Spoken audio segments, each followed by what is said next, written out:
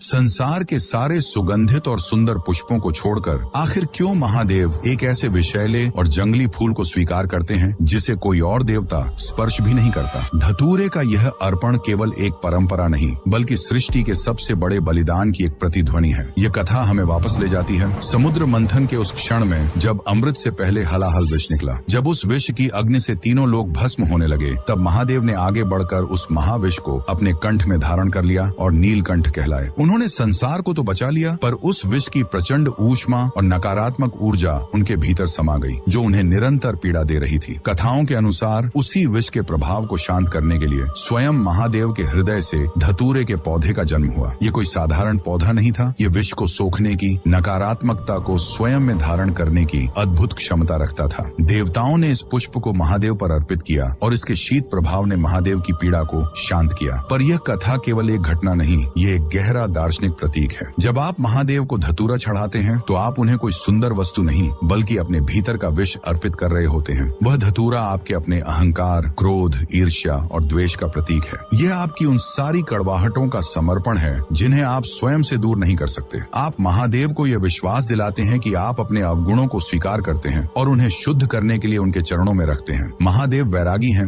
उन्हें सुंदर वस्तुएं नहीं लुभाती। वे तो भावना की पवित्रता को देखते हैं, वस्तु के सौंदर्य को नहीं। धतूरा चढ़ाकर आप यह दर्शाते हैं कि आप उन्हें अपना सबसे सुंदर अंश नहीं बल्कि अपना सबसे सच्चा अंश दे रहे हैं, अपनी सारी कमियों के साथ। और भोलेनाथ संसार के त्यागे हुए को ही सबसे पहले अपनाते हैं। यह अर्पण एक प्रार्थना है, हे प्रभु, जैसे आपने संसार का विष पिया था वैसे ही मेरे भीतर के इस विष को भी पीकर मुझे मुक्त करें। उस नीलकंठ महादेव के सम्मान में जो हमारे भीतर के विष को भी अमृत में बदलने की शक्ति रखते हैं, कमेंट्स में ओम नीलकंठाय नम अवश्य लिखें।